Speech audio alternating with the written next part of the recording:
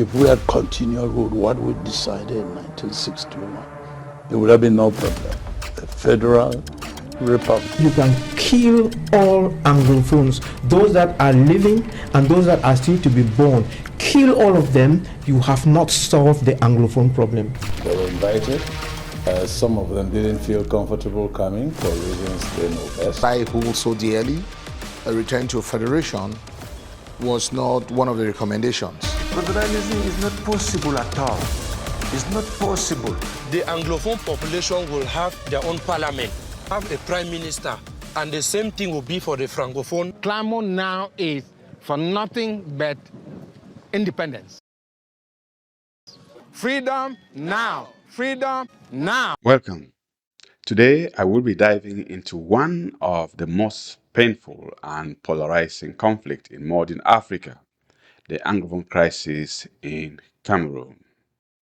What began as a demand for justice, equality, and freedom slowly evolved into an armed confrontation that has left deep wounds across West Cameroon. And after 10 years and counting of a brutal conflict and struggle, one question remains. How did a struggle with so much promise and potential become so fragmented, so weakened, and so far removed from the original mission? The answer is division. From the very beginning, when the consortium was dismantled and its leaders incarcerated by the brutal Yaoundé regime, that created a vacuum.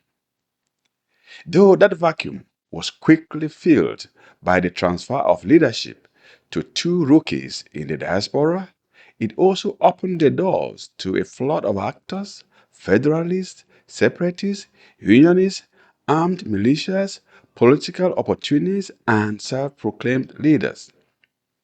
All of them claimed legitimacy. All of them claimed to speak for the people of either West Cameroon, Southern Cameroon, or Ambazonia, or simply Anglophones. Different names, same people, same confusion. Instead of one united command, the struggle became a battlefield of competing egos. Many leaders became more focused on personal recognition and influence than on the collective mission itself. Then came the social media wars, Facebook Live, WhatsApp groups, TikTok commentaries, YouTube activism, and suddenly everyone looked very powerful online. But here is the truth. Online noise is not strategy. Followers do not translate into freedom, and loudness is not leadership. Leaders began accusing one another of betrayal, lies were spreaded, and intrigue spreaded faster. Fundraising became controversial, allegations of corruption and embezzlement were rife, and public trust damaged. And slowly, the people started asking and wondering whether the struggle was still about justice, equality, freedom, or it was about attention, influence, and money. At this point, something very dangerous happened. The movement lost moral legitimacy in the eyes of the people, and that was crucial because every liberation survives on one essential principle, standing for something better and higher than the system it is fighting. At first, Anglophones enjoyed sympathy locally and internationally. They were seen as victims demanding justice, demanding equality, and freedom from an overbearing and corrupt regime in Yaoundé. But over time, the conflict became increasingly violent and morally troubled. Armed groups began enforcing lockdowns, school boycotts, and punishment against civilians accused of disobedience, black legs. Teachers were attacked, some killed. Traditional rulers were kidnapped, some killed. Church leaders were kidnapped, some killed. School children became victims, many were killed. And villagers found themselves trapped between separatist fighters and uncivilized, brutal, gun-toting government soldiers. Villagers were sandwiched between two evils and struggling to survive in a war that could have been avoided. The very people the struggle claimed to defend became the victims of the struggle. Amber Boys, call them armed militias, became increasingly violent, corrupt, and driven by score-settling. Extortion checkpoints appeared on every stretch of road, and movement became dangerous. They just replicated and replaced the ills of the Yaoundé gendarmes and police who are notoriously corrupt. The people grew tired. Fear replaced courage, despair replaced hope, and many Anglophones no longer wanted mere slogans with empty promises. They wanted peace. Now, let's talk about the illusion that social media created. Facebook broadcasts, WhatsApp propaganda, TikTok rants, YouTube activism, all of it gave the impression of a powerful international movement. They made it look like freedom was coming tomorrow morning. But social media energy alone does not create independence. Online hype does not build institutions.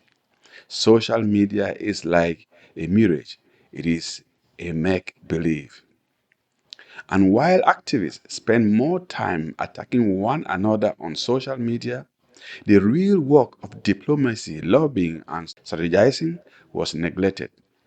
Insult replaced discussion, propaganda replaced policy, emotions replaced strategy. The movement became loud and ineffective. Meanwhile, the regime in Yaoundé remained calm, like a lion waiting for its prey. They watched the confusion, benefiting from the chaos, and eating popcorn, observing the struggle tearing itself apart. And here is another hard truth. International politics is driven by interest, not emotions. Yet, many activists and leaders sold an illusion that the world would soon intervene, that the UN was already in West Cameroon, and that independence was just around the corner. Those stories created and generated excitement amongst a people thirsty and eager for justice, equality, and freedom.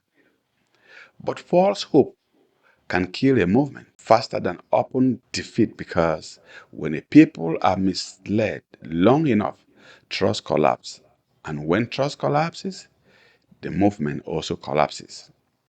A struggle or a fight for freedom does not succeed simply because it criticizes oppression. It succeeds because it presents a believable alternative. It is coordinated, it is focused, has intelligence, and can manage its resources well. But where anger became louder than vision, and vision without a structure is just noise, confusion, and ego. But is the struggle over? Far from it. If there's one major thing the struggle has done, it has exposed a long-standing Anglophone grievance that can no longer be ignored.